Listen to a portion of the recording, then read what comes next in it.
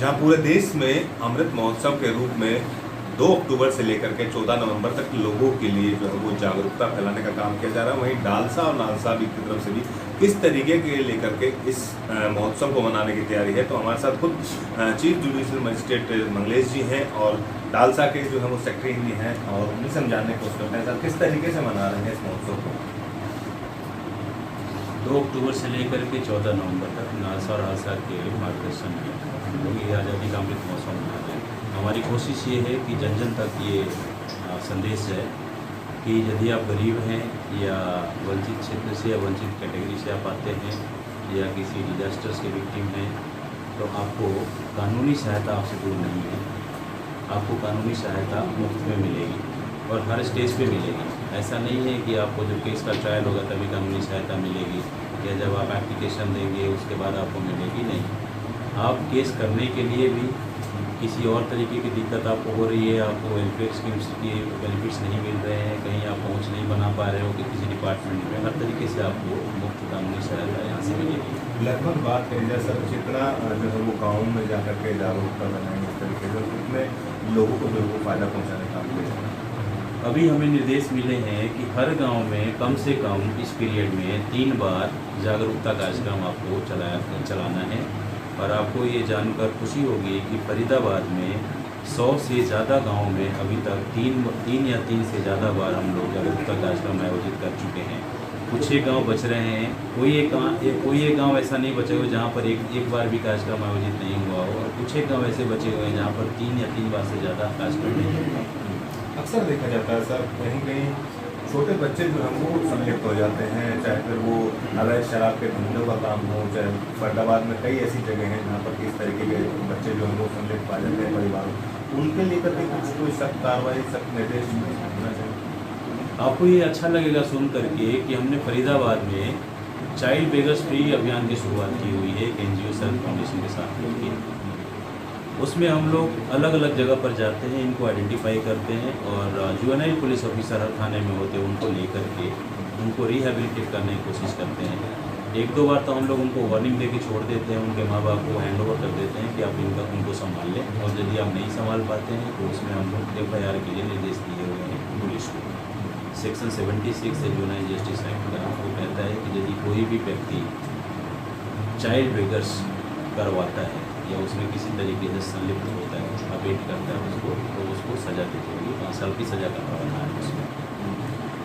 अब child beggars भी फरीदाबाद हमने शुरू कर दी। यदि ये चिल्ड्रेन आते हैं कन्फ्लिक्ट विद लॉ, जिनको जुवेनाइल बोलते हैं, उनको हम लोग रखते हैं यहाँ पर ऑब्जर्वेशन होम में। ऑब्जर्वेशन होम पहले छोटा था, अब उसको प्लेस ऑफ सेफ्टी उसके साथ बना लिया गया है। आपको इस बात का भी पता होगा, काफ़ी बड़ा प्लेस ऑफ सेफ्टी फरीदाबाद में बन गया है। पहले सिर्फ मधुबन में था, वहाँ पर करनाल में, अब हरियाणा में 2 जगह हो गए हैं। तो उससे जो वहाँ पर भीड़ भाड़ थी वो भीड़ भाड़ रेगुलेटेड होगी, कम हो गई। ऐसे बच्चों में यदि वो child in conflict with law नहीं है या है भी और child in need of care and protection है, उनको हमारे लिए बहुत सारे CCIs हैं, 12-13 CCIs हैं हमारे यहाँ, और एक सरकारी चिल्ड्रन होम भी बन गया है अभी बाल भवन के पास।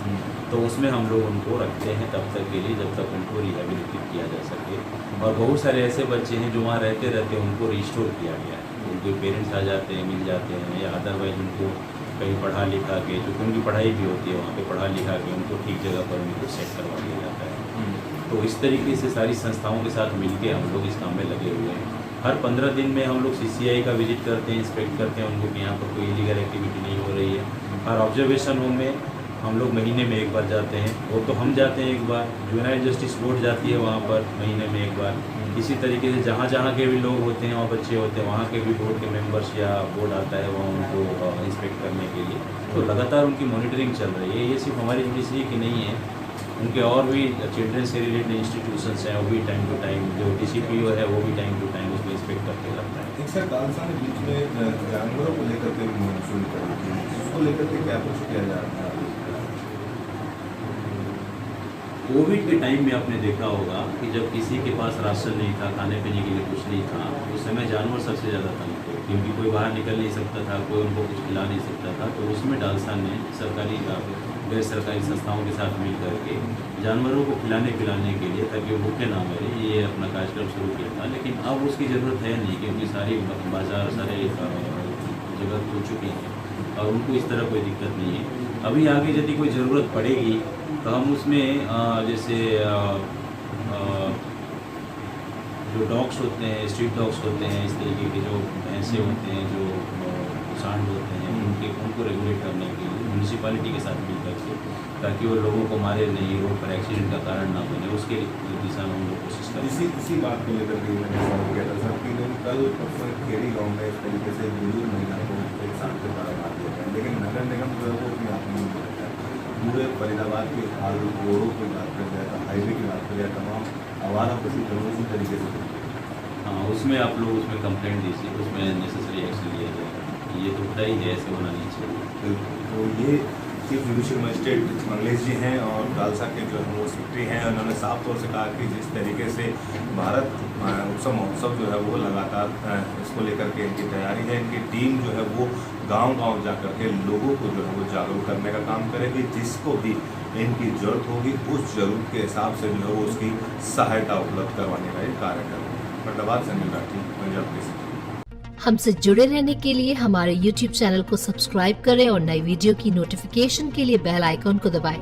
अगर आप ये वीडियो Facebook पर देख रहे हैं तो लाइक जरूर करें और ज्यादा से ज्यादा शेयर करें। धन्यवाद।